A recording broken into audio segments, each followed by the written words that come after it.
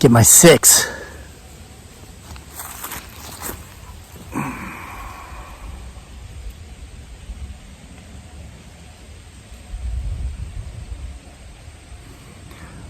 Or God only knows what else might be in those woods.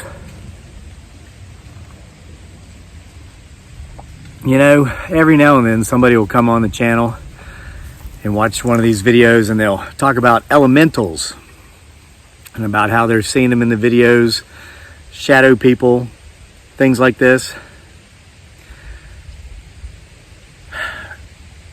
I grew up hunting. I spent the majority of the first probably quarter of a century of my life in the woods, fishing, always in the wild.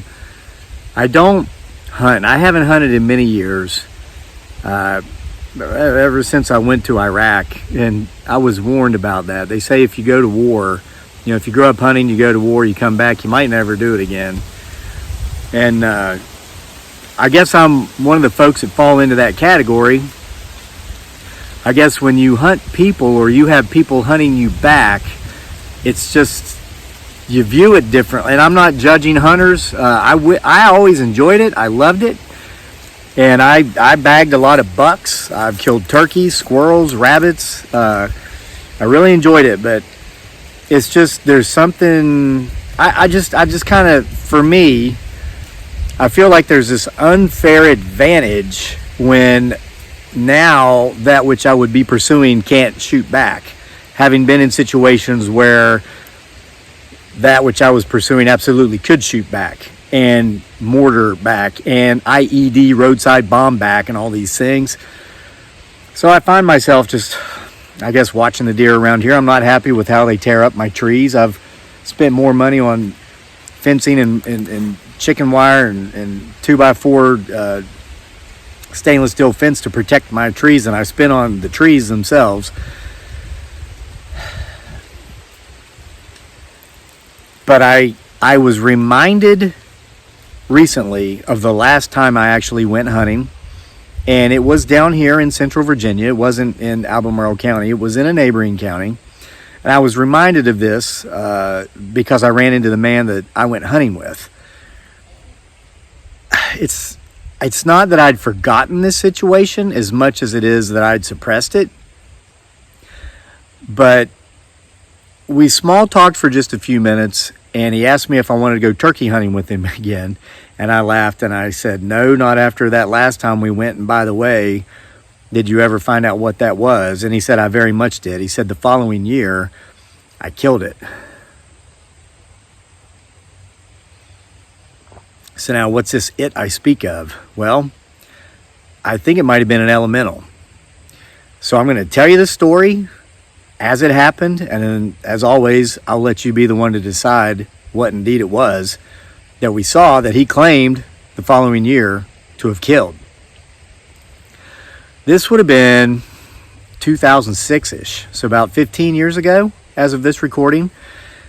I knew this guy through some mutual friends, not well, but he seemed like he was an okay guy, and he's older than me. He's probably almost 70 now, so he would have been mid-50s back then.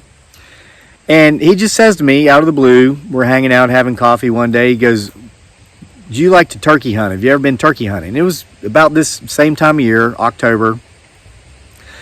And I said, well, yeah, actually I grew up turkey hunting. I love it. And he goes, well, you know, I got 20 some acres out in, you know, neighboring county. He goes, why don't you come out some afternoon and we'll go turkey hunting? He says, I usually see turkeys out there somewhere, but if not, it's just we could spend a beautiful afternoon in the forest. And I said, well, okay, how about tomorrow? And he said, sure. You know, that's always been my way. I'm not into these, you know, these folks, oh, how are you? Let's do lunch. Okay, when? If you're going to ask me to do something, let's do it. And if you ask me and then I say, okay, and then I try to set a schedule or a date or a time, and you hem and haw and don't commit, then I know you're being fake. You're being plastic. You're being a yuppie, you know? So he said, okay, and we did it. And I was like, all right, I knew I liked this guy. He didn't strike me as a yuppie. Turns out he wasn't.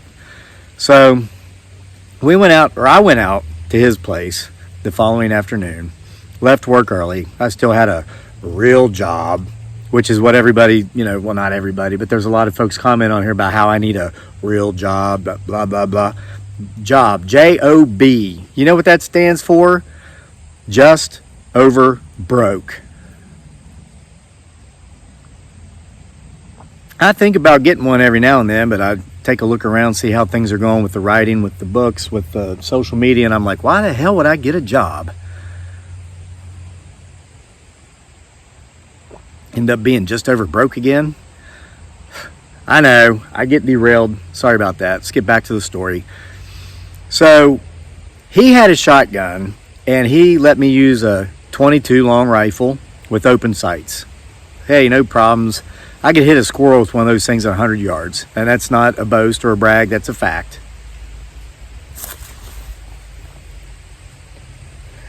So we start going out across his property, and I said, well, where exactly are we going? He says, well, his property was kind of like a bowl, similar to our property. There was kind of like a flattish area, and then it started going up, and there was this beautiful ridge on top, and he owned the ridge. Then it went down the other side into a field, and he owned the field as well. And he explained to me that the turkeys usually were up on top of that ridge in the afternoons in the fall, soaking up the sun. They'd go up there. This time of year here in Virginia, it gets down into the low 40s at night. It's cold in the mornings. I run every morning. As soon as the kid gets on the bus and goes, I just take off. I usually wear my running gear down to the bus stop, and as soon as the bus leaves, I leave. And let me tell you, it's been in the mid 40s. I actually almost pulled a hamstring this morning because I was running too fast in the cold. So but in like right now, it's like 75 degrees. It's beautiful. It's like summer but without the humidity. So the wildlife this time of year, they'll find a high point where they get a lot of sun, like right back here behind me, and they'll just lay there and bask in the sun before it gets cold again at night. So he said, listen, he said, ordinarily, I would go down to the far end of the property, and I'd send you to the upper end, and I'd say, let's both just make our way up to the top of that ridge and see if we can, one or the other of us jump those turkeys, and maybe if we don't get one, or if we do get one, drive the rest of the flock over to the other side of the ridge for the other. And of course, you've got to be very careful when you do this. You've got to know your backdrop. You got to be extremely careful. It can be dangerous, but he was a lifelong hunter. I was a lifelong hunter. I said, okay, well, let's do it. And he goes, no, that's not what we're going to do today, though. He says, I want you to come down here with me. He says, I've got a very odd patch of forest. It was about, it was odd. It looked like forest like this, but there was one patch that was about 2 or 3 times the size of a football field. It was 200 or 300 yards long, 200 or 300 yards wide, and it looked like there was a trail that just cut through the forest that circled around this entire portion of the property and came back, but it was not a trail. A trail had never been made there. They'd never taken vehicles through there. It's just no trees grew there, and there was just barely a little bit of grass. And now the forest that this trail type configuration surrounded was very odd. He said, I don't know what it is about this part of my land, but I don't see birds in here. I don't hear birds. He says there are oak trees in there, but the squirrels and the deer, they don't go in there and get them. They just pile up, and then you got the baby oaks sprouting up the next year. And it always seems just a little bit darker in there than it does, the rest of the place. And I said, well, why do you think that is? And he says, well, I think the ground might be cursed. I don't know. I don't know what it is, but you're here today, and I want you to help me do something so maybe we can find out, because we've seen some strange things here from time to time, like movement out of the corner of our eyes, like dark shadows. I said, all right, so what's the plan? He goes, well, I'm going to go down to the end of this portion of the property. You're going to stay here because we're up at the upper part. He says, we're going to start driving. We're not going to come together in the middle. He says, I'm just going to walk straight through to where this property ends. I want you to do the same, or this portion of the property. He said, from there, when we get back on what appears to be a trail, then let's come over, meet in the middle. and then we'll split up from there. He says, I'll go further down this way. You're younger than me, so you walk all the way back up there. Then we'll take the ridge, see if we see any turkeys. I was like, okay. And I'm thinking, maybe there's turkeys in here. I don't know. So we split up. He goes his way. I go mine. We start walking through there, and I got about 20 or 30 yards into this portion of the forest, and I just had this weird feeling come over me. So I stopped, and I listened, and I'd be doggone if the guy wasn't right. It was so eerily silent.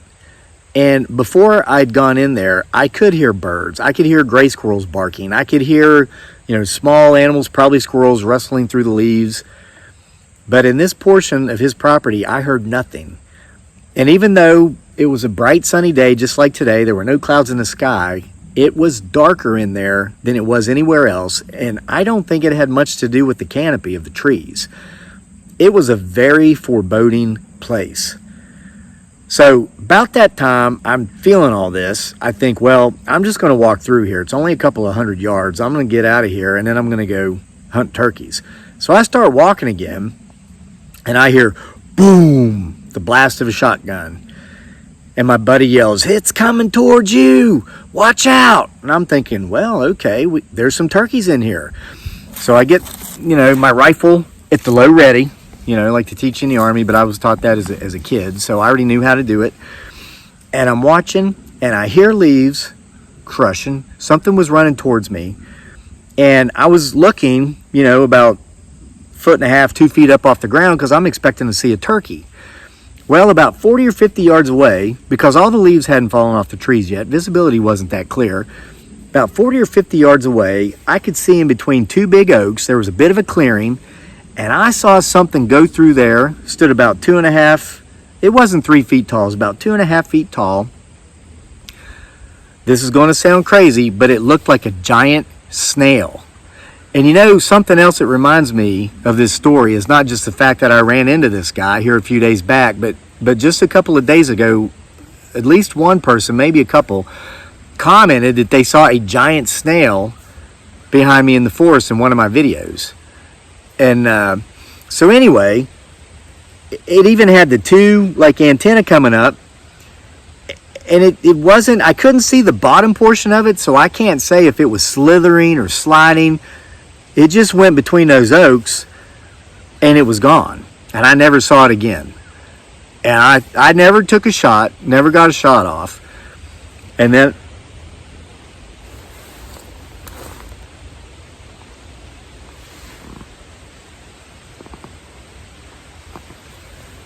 I just heard what sounded like a tree knock. I was talking when it happened, so I don't know if you heard it, but if you'll rewind and listen closely, just before I turn around, perhaps you'll hear it too.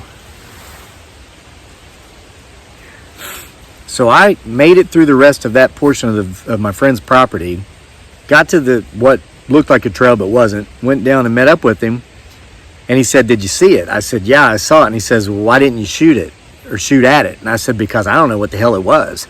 I'm like, what was that? He goes, you wouldn't believe me if I told you. I said, well, why don't you tell me? He goes, no, because then you might be too scared to go up here and go turkey hunting. I said, well, maybe I'm too scared to go up here and go turkey hunting now. He goes, you know how to shoot that thing, don't you? And I said, yeah. He goes, okay, I'm going to tell you two things. He goes, we've never seen it except for in that patch of the woods, number one, so you don't got anything to worry about as we go turkey hunting. Number two, if you do see it and you know how to use that thing, I'm pretty confident you're going to be okay as long as you use that thing. Pointing at the 22 caliber long rifle. So I was like, okay. There's a beautiful praying mantis over here in front of me, caught my attention. Oh, I'm so terrible. I had people comment and say, oh, I hate your ADD. Your stories are good, but you go on too many sidebars and you just get distracted by everything. How can you not get distracted by that? Isn't she beautiful? Things are all over the place, and I love seeing them.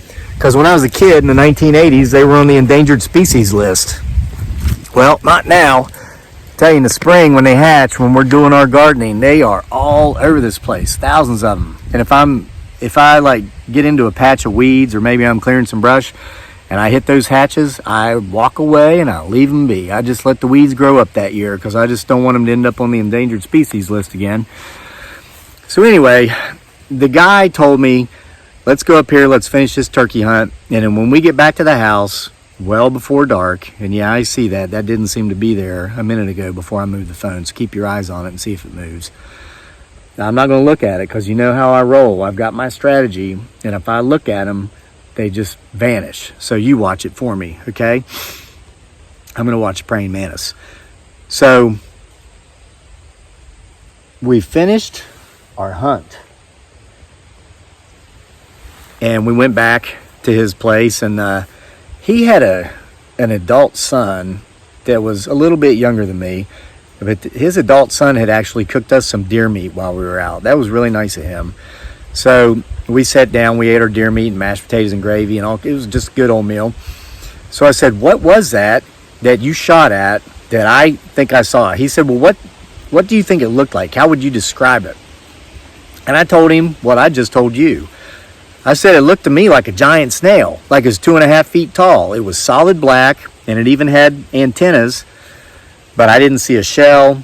Couldn't tell if it was slithering or anything because I could only see, the top portion of it.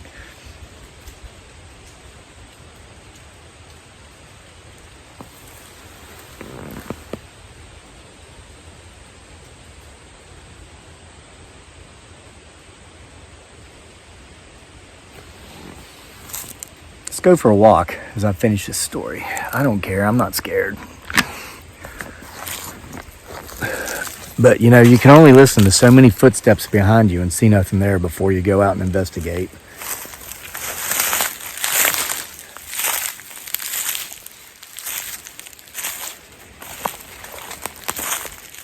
Well, the guy says to me, he goes, that's the best way I would describe it too. And he says, that's exactly how my son, the young man that cooked us that deer meat, so that's how he's described it when he's seen it.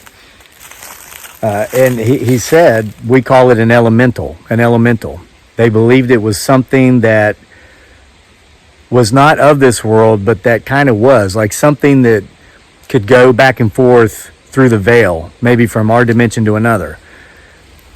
And he said, I know you probably think I'm crazy. And I thought, well, and I told him, there's a lot of people that think the same thing about me. And so I don't have a tendency to just write people off as crazy if they tell me stories like this or claim to have seen things that maybe don't exist in the science textbooks. But I said, I saw it myself. So if you're crazy and your son's crazy, then I'm crazy too. So we had, our deer meat dinner there, and